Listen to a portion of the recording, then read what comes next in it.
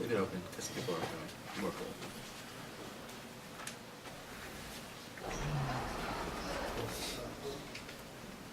Say leave it open because I know a few people are coming. It gets too loud. Huh? This is the best vibrational song. And surplus. They have Oppenheimer. Light on other wall.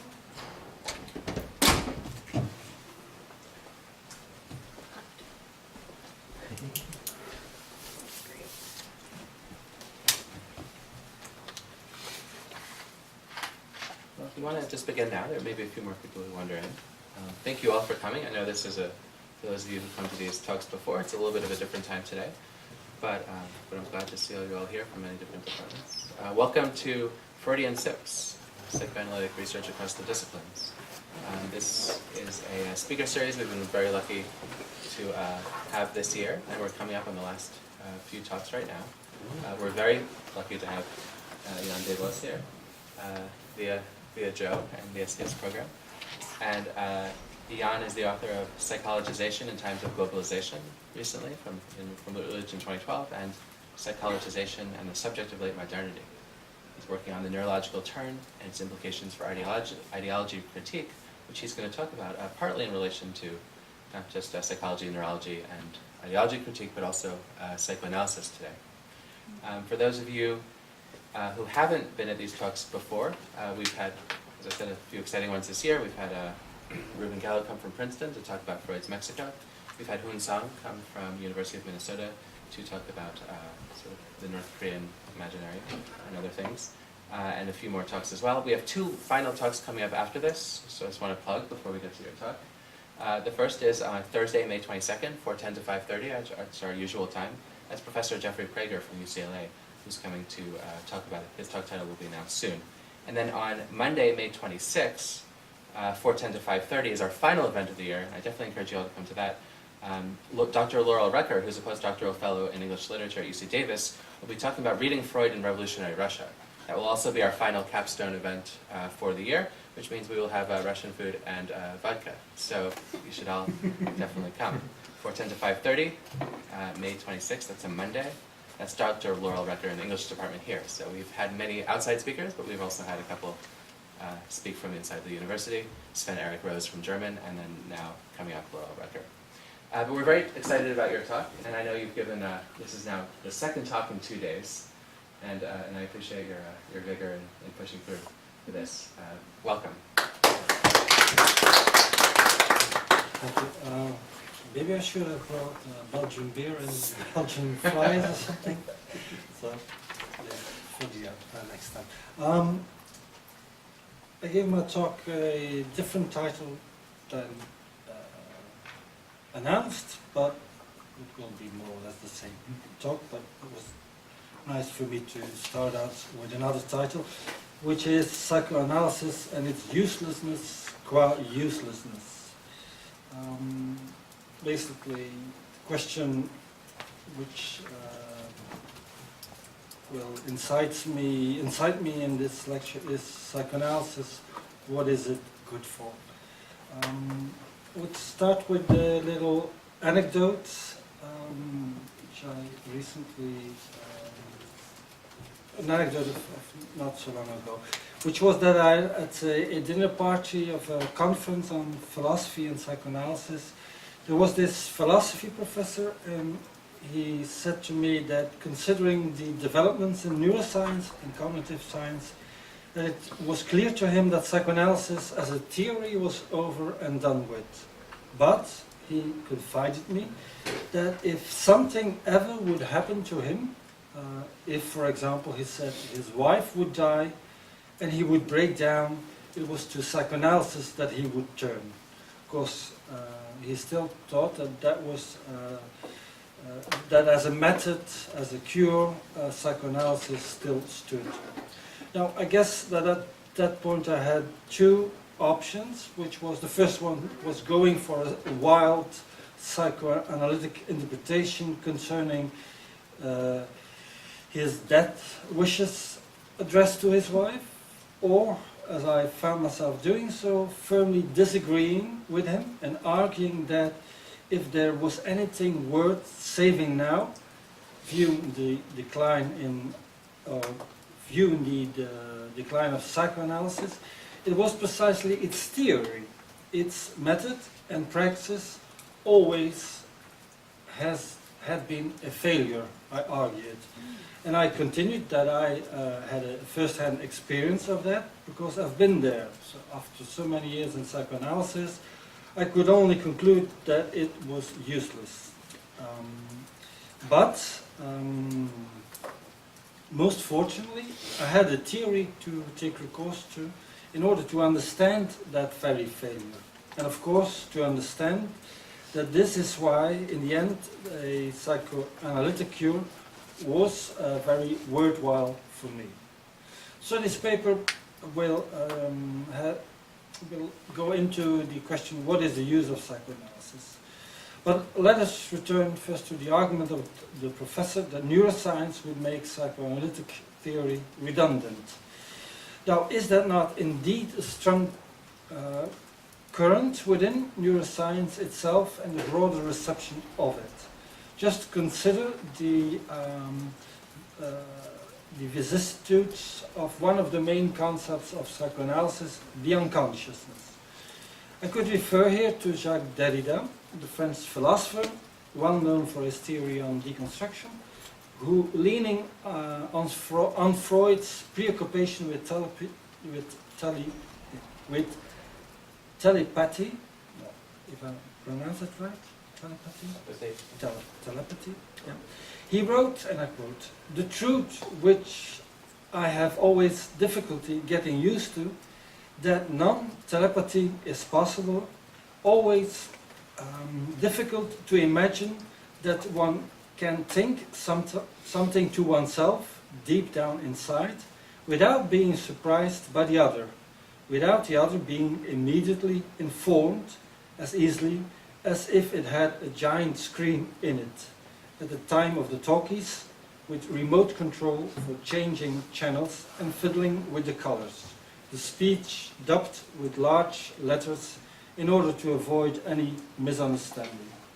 Now, is this not actually what contemporary neuroscience is about changing the channels, fiddling with the colors?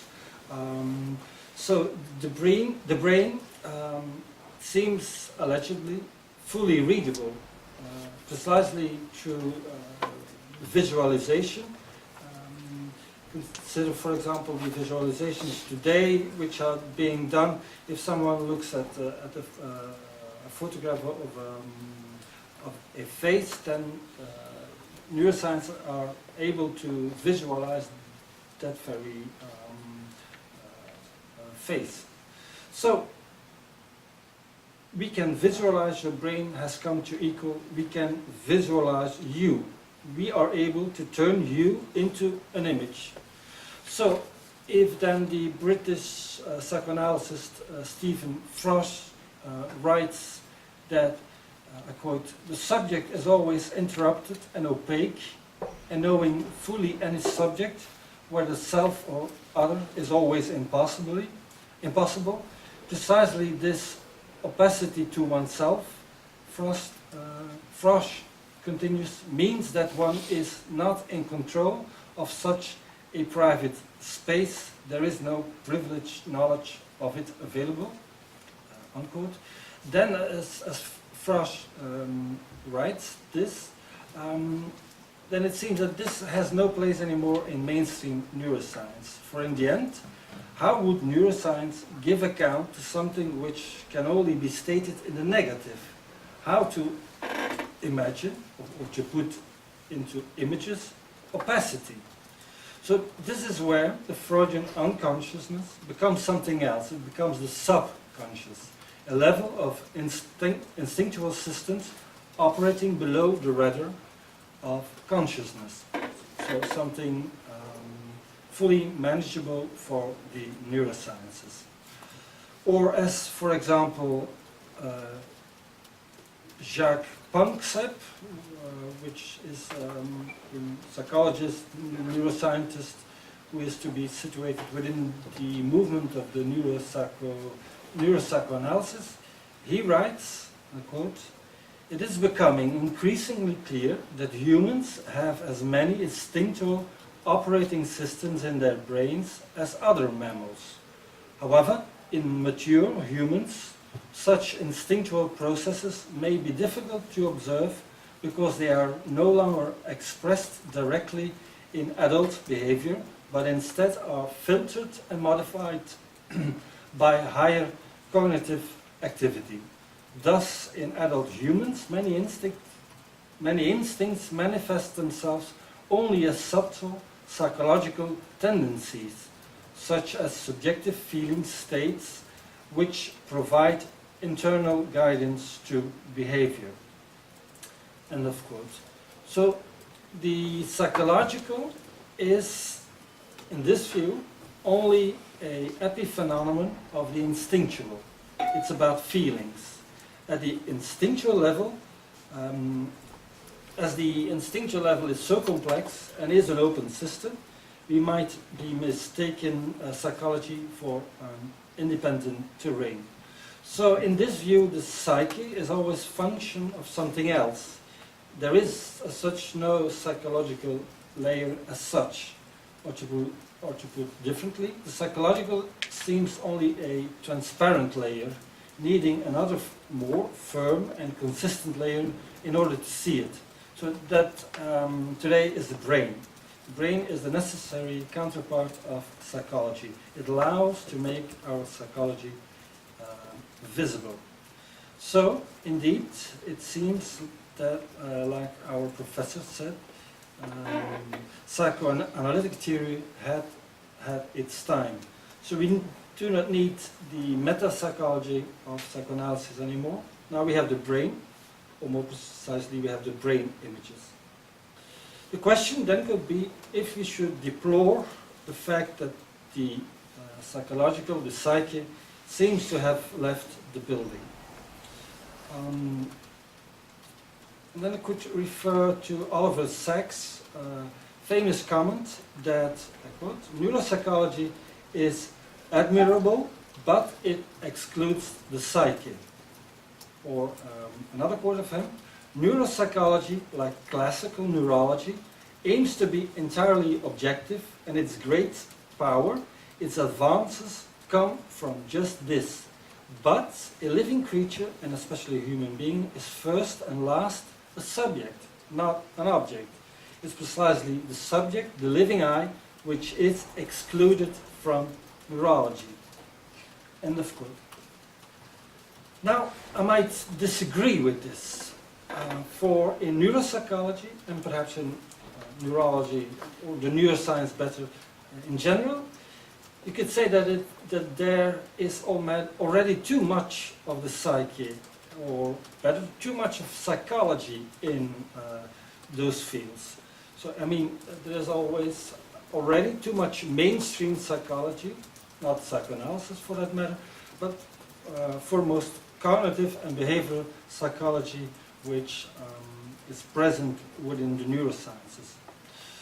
Let us start here too with the observation that in the sciences, the neurological term is perhaps more difficult to comply with than as first thought. So the crucial question is, can one really leave behind psychology, trading it in for tangible neuroelectric or neurochemical processes? Do we not have, in fact, in the neurosciences, a recurring but foremost unacknowledged return to psychological paradigms? So in today's sciences, psychological signifiers like emotions, self-realization, social relations, happiness, and so on, are substituted with allegedly purely neurological ones, in the of serotonin or oxytocin levels. However, does a closer inspection not reveal that in order to make sense of those hormones, that the neurosciences have to draw on a kind of pre-neurological psychology. If you consider, for example, Jacques Panksepp's taxonomy of the emotional systems of the mammalian brain, in which he then identifies 4 emotion systems: seeking, panic, rage, and fear, in conjunction with, in mammals, then 3 additional systems: lust, care, and play. Is he then not actually mapping psychology onto the brain charts? It appears then that the generally acknowledged pre-investigatory assumptions which incontrovertibly shape the outcome of neurological research are above all informed by psychology. Psychology caters for the first term, like altruism, love, violence, for which then the neuroscience seek to establish the material basis. So, for example, in order to devise triggers for research on, let's say, aggression, a certain psychological theory on aggression is indispensable. So, the question is, of course, if this process of visualizing psychology hence does not lead to all kind of loopings and tautologies. Now, one radical critique in this respect might be that the neurosciences do not realize actually their claim of materialism. So it's not about neurological research being in a second instance psychologized. Rather, neurology, one could say, is always already psychologized. So the problem is not that the neuroscience affect a complete reduction of the mind to the material. Rather, the issue might be that they fail in doing so. That there's too much psychology sitting in a way to affect that reduction. Now, however, and this might be a paradox, as the neuroscience map the psychological onto the material or the brain, the psyche, as it were, evaporates. Consider, for example, the disorder, ADHD, or autism and the like. What is actually the basic message of those who promote these disorders? And actually, these people who promote these disorders are foremost the psychologists themselves. Their message is, it's the biology and it's not about psychology. And brain imaging seems to be the crucial tool here. So the brain image could be said to be the looking glass through which psychological issues become neurological, biological issues. So with a brain image, the psyche is allegedly fully understood, dealt with, and in the end explained away. So Oliver Sacks, in a way, is right. So the neuroscience seemed to exclude the psyche, but only after first having heavily leaned on the psychological sciences. So here, starting from psychoanalysis, one could be solicited on 2 levels. First, we could be seduced to put the psyche back into neuropsychology.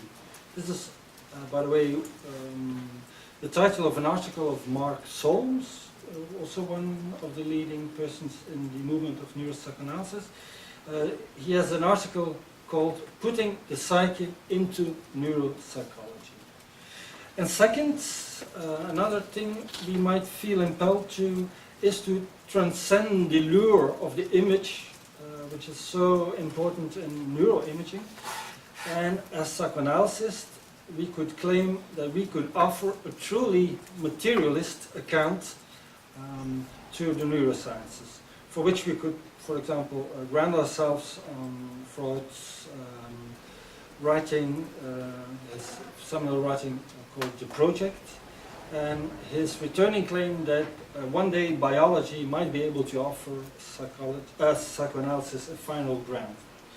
Now, in the rest of the talk, I actually want to argue against those two assumptions. So the two assumptions that we, as psychoanalysts, should offer the neurosciences a better ground of what the psyche is, and second, that we should be the ones who would put also a better materialistic grounding into the neurosciences. So, to start with the first issue. So, considering the tautological risk in the alliance of neurology and psychology, psychoanalysis could claim to be in a position to offer an alternative research base for neurology. It would then claim that it has an own and allegedly more solid, independent epistemology to offer to the neuroscience.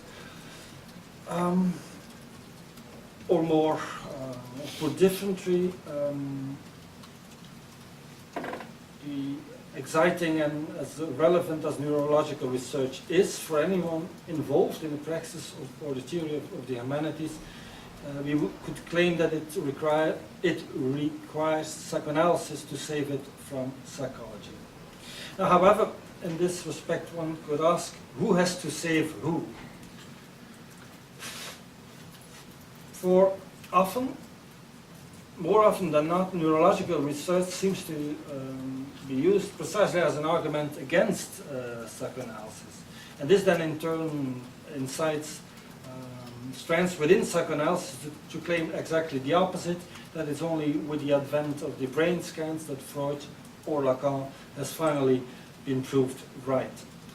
But can psychoanalysis really put forward its usability, as for example Adrian Johnston suggests? Now, Johnston's project, which he calls a transcendental materialism, is developed for the most part via a critical dialogue with Slavoj Žižek. I found now the work of Johnston is enticing and challenging, and his work is really something different than other similar projects, but I have some difficulties with it. Now, Johnston's central claim is that, on the one hand, the neurosciences could supplement Freudo-Lacanian psychoanalysis with a naturalist biological count, and, on the other hand, that psychoanalysis could supplement the neurosciences with a rich, sophisticated meta-psychological theory of subjects, and I'm quoting, whose genesis, although tied to brains, involve much more than bare anatomy and biology, unquote. However, I have a problem with this claim of the usability of psychoanalysis. If this usability is not self-evident, even at the level of the psychoanalytic cure, then promoting such a claim in relation to neurological research, I claim, equally is problematic. Put simply, fMRI research on, for example, empathy or altruism will easily draw upon mainstream psychological theories. So a straightforward developmental perspective or a cognitivist evolutionary approach seem tailor-made for experimentation. So the simplified black and white theories you find in psychology on empathy, well, those are easily to lay under the scanner, I guess. By comparison, however, Slavoj Žižek's revaluation of Kierkegaard's interpretation of love thy neighbor, which he reappropriated in the only good neighbor is a dead neighbor, I think it's considerably harder to put under the scanner. It has been tried to put a dead salmon under the scanner, but not yet a dead neighbor. Now, quite apart from the issue of the impossibility of translating what I call the Freudian scandalons, the dead drive, polymorph, perverse sexuality, the unconscious as such. So the impossibility of translating those terms into operative experimental conditions. Besides that, the key question could be what becomes of psychoanalysis as it enters the rooms of neurological research. Now take, for example, Johnston's endeavor to engage with the attempts of neuropsychoanalysis to start from psychoanalytic conceptions of emotion and affects, which is of course not straightforward given Freud's different theoretizations and his idea that there are no unconscious affects. Johnston's, and with him others like Catherine Malabou, bets on the light that psychoanalysis allegedly could shed on the issue of trauma. And the trauma which he then describes as, quote, brutal ordeals and overwhelming traumas as excessive limit experiences, violently unleashing unprocessed corporeal intensicities, piteously reducing those who suffer those experiences to the dehumanized state of naked animality, of convulsing, writhing flesh, unquote. Now, does Johnston hence put forward some kind of basal, unmediated, natural core of the psychoanalytic psyche? Psychoanalysis in such an account seems to become a usable trauma psychology, a device to experiment and to scan. So if the couple of neurology and psychology is always susceptible to collapse and to become unworkable, I think neither is psychoanalysis playing the ministering knight necessarily a viable solution, as it is there that psychoanalysis might threaten to dissolve into the sciences and actually become nothing more than a psychology. That is the psychology of the noumenal, for example, with flesh and trauma as the central references. So hence, despite Johnston's interesting attempt to make sense of the current developments in psychoanalysis, neurology and ideology critique, I claim that he nonetheless risks falling prey to psychologizing psychoanalysis. So, in short, I would claim that psychoanalysis needs to avoid the trap of seeing itself as a savior who will address the true psychology, the true passions, the true emotions, or the jouissance for that matter. Now, the true and the real thing here would only turn out to be a fantasy which then psychoanalysis actually would share with its opponents. It's a mistake, I think, that for psychoanalysts to strive to become the good psychologist assessing the real existing psyche. One could also argue that Johnston, with his dramatic and pictorial account of convulsion and writhing flesh, which is makes me think the medieval painter Hieronymus Bosch, that he evokes above all the virtual and the imaginary as opposed to the realm of matter and the real. So this turn to the flesh and trauma, which is also done with by Catherine Malabou, is at least questionable, I think. As if somehow in our late modern urban world a physical trauma is lurking around every corner. You could compare that with the survival guides teaching the 21st century city dweller tips and tricks in the event he or she would encounter an alligator. Now, as such, the epistemological stance of understanding the so-called normal and the regular via the abnormal and irregular is not alien to psychoanalysis. Quite the contrary. it's one of its fundaments.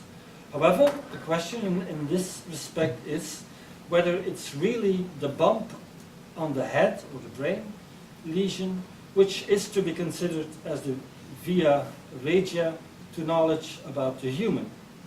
So looking upon everything which can go wrong or lead to deadlocks in one's life, or considering today's calamities at a social, economic or financial level, it is evident that there are more suitable candidates than the bump on the head through which to analyze the normal via the symptomatic. So in my opinion, the basis of brain damage appears a bit too restrictively narrow to be elevated to the center point of reference for understanding the subjective, the social and the cultural.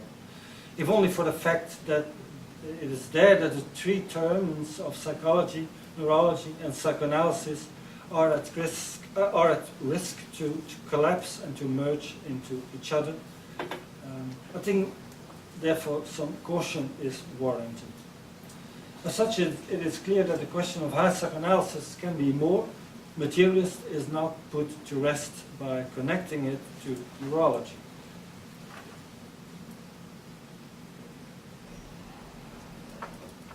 Now it's from here that I would argue that there is something highly problematic within the argument that the time has come now to bring psychoanalysis back into the life sciences, back into contact, with the life sciences.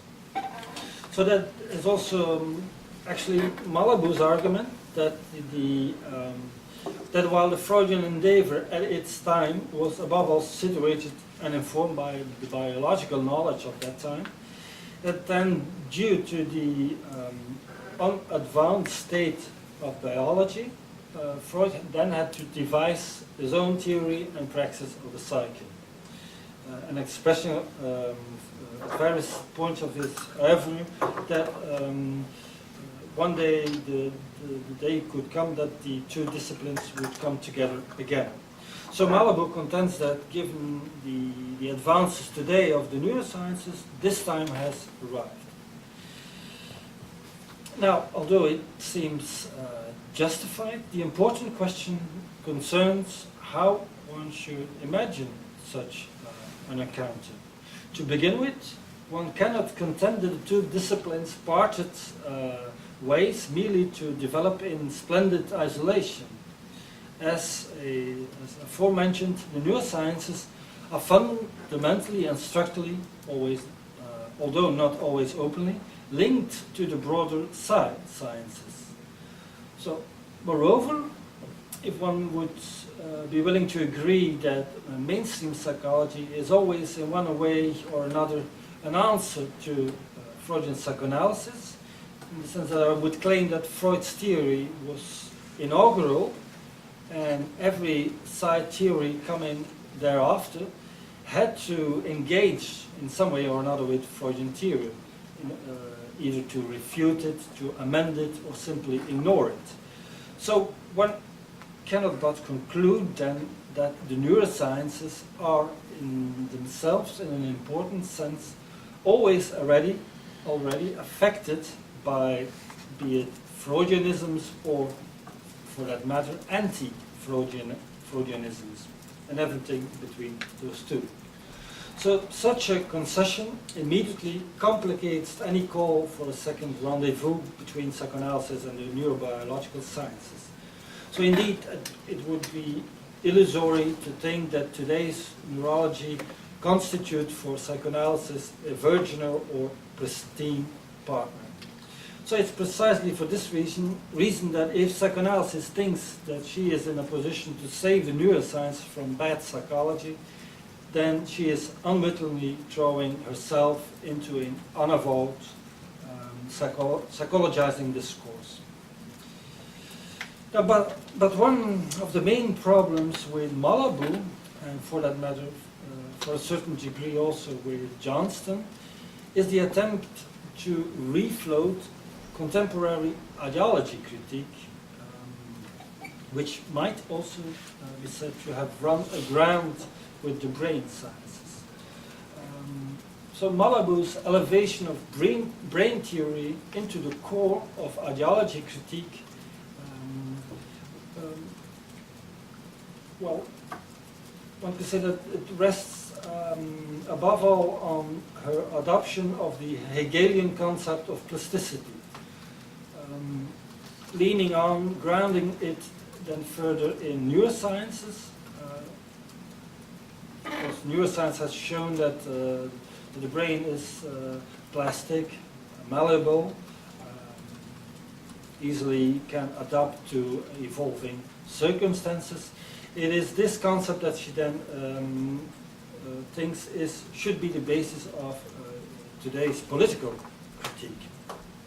So it is her contention that the emancipatory potential of plasticity of the brain gets expropriated by mainstream ideology via reconfiguring it as flexibility. So, looking at contemporary political and emancipatory struggles, one could say that flexibility is undoubtedly an important issue. Consider in this regard the signifier flexicurity. However, should we not also maintain that behind this discourse, behind the discourse of flexicurity, actually lurks the older and more basic theme of the expropriation of the commons, which in actual fact might be what is ultimately at stake. If we focus on, for example, the flexicurity discourse in Germany in the opening decades of the second millennium, for example, what should be actually denounced, in my opinion, is the exploitation of cheap labor, the maintenance of a financial hegemony, the exploitations of surpluses to the periphery of the European Union, which then led to a debt crisis in those countries. So I could go on. But to put it bluntly, we do not exactly require the detour of the bump on the head there. Thus, we should not remain blind to the ways in which newer discourses function ideologically. But this does not mean, in my opinion, that we should consider the link between politics and the subjective as something which